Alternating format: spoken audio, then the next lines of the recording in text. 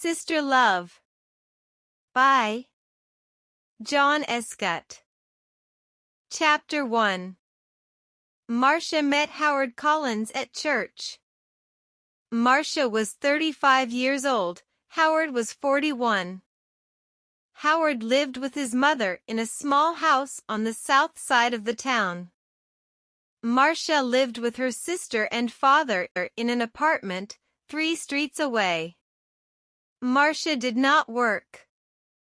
Her father, George Grant, was ill and never left the apartment. He stayed in bed most of the time and always needed somebody with him. So Marcia stayed at home with her father and only went out when her sister Karen was in the house. The two sisters were very different. Marcia was short with a small round face and short black hair. Karen was 10 years younger. She was tall, had long brown hair and good legs, and a suntan all through the summer. People often said to Marcia, "Your sister is very beautiful." There were always lots of men ready to take Karen out to dinner or to the cinema. But Marcia stayed at home. Karen worked in a shop in the town. When she was at home, she liked to sit up on the roof garden of their apartment building. It was one Sunday in May when Marcia came home with Howard the first time. She took him to see her father. George Grant was in bed. He had gray hair and a gray face. Sometimes he read a book, but mostly he just sat in bed and watched television. "This is Howard, Father," Marcia said. "He works at the hospital and we met at church. I told you about him last week. Do you remember?" "No," her father said. And he turned his face away, back to his television. He was not interested in new people or his daughter's friends. Just then, Karen came into the room. She wore a white bikini and white shoes. She smiled at Howard. "So you're Howard," she said. "My big sister has got a boyfriend at last." Howard's face went red and he looked down at his feet. Karen laughed. "Come on up to the roof garden and have some wine. The sun is wonderful this morning." "Oh, Howard began. Marcia looked angrily at her sister. But then she said, "Yes, I must get father a drink." "See you in a minute, Howard. Go up to the roof and talk to Karen." The sun was hot on the roof and Howard took off his coat. He looked around. There were 3 chairs, a sun umbrella, a sunbed, and a table with 3 glasses and a bottle of wine on it. There were tiles on the floor, and next to the little wall around the edge of the roof there were some flowers in boxes. This was the garden. "Very nice," said Howard. Karen smiled at him. Howard looked around. "Very nice," he said. "We don't see any good-looking men up here," she said. "Sit down and have a drink." Howard's face went red again. He gave a shy little laugh. "Oh, thank you," he said. He tried not to look at Karen's long suntanned legs, but it was not easy. "I come up here all the time when it's sunny," Karen said. She began to put suntan oil on her arms and legs. Howard watched. Then Marcia arrived, and the 3 of them sat in the sun and drank wine. Marcia looked at Howard with love in her eyes. She did not look at Karen. Karen watched them. Her eyes went from her sister to Howard and back again to her sister. She smiled. It was not a nice smile. Chapter 2. Every Sunday morning after that, Marcia brought Howard home for a glass of wine after church. Howard stopped his car in the street outside the apartment building, and Marcia said, "Sound the horn, Howard. Tell Karen we're here, then she can get the wine ready." So Howard gave 3 little toots on his car horn. On sunny days, Karen always came to the wall at the edge of the roof and looked over to wave at them. Then she went to get the wine. She always wore her bikini or a very short skirt.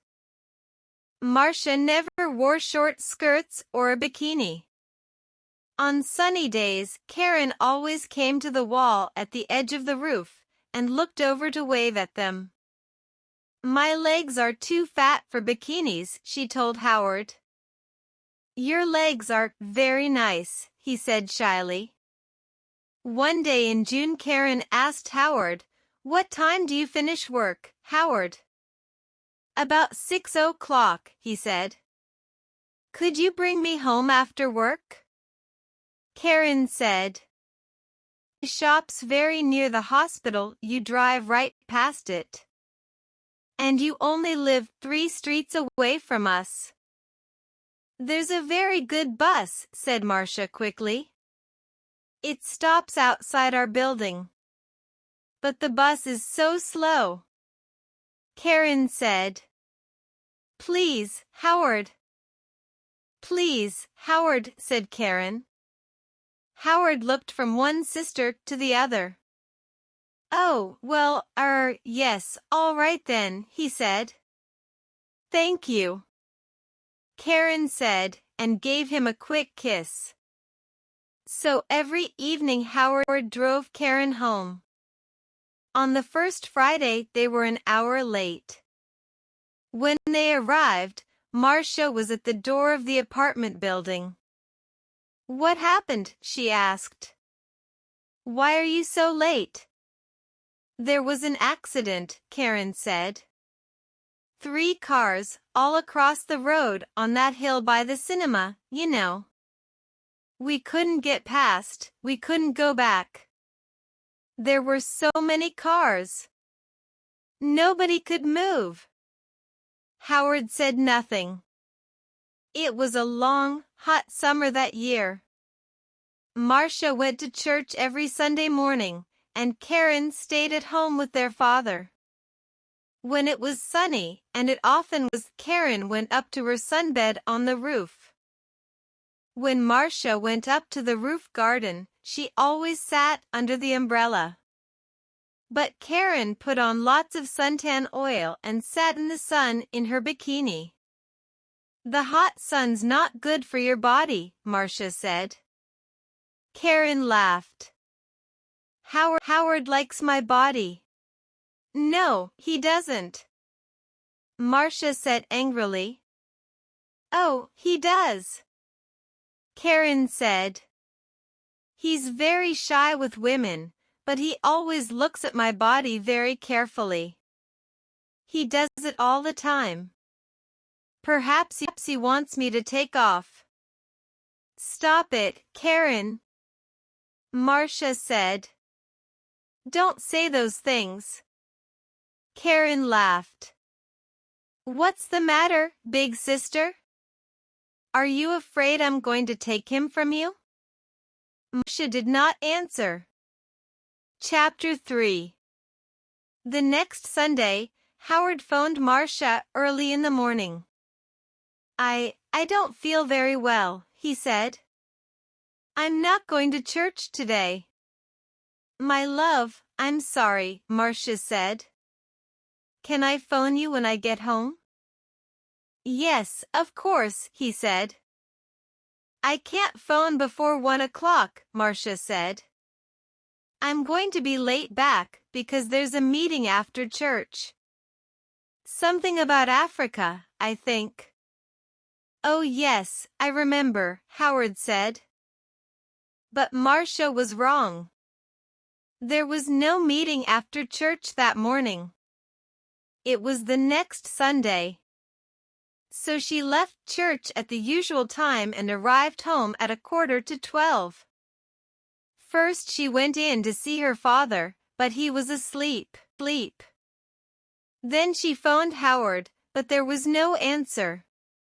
Perhaps he's sleeping, she thought.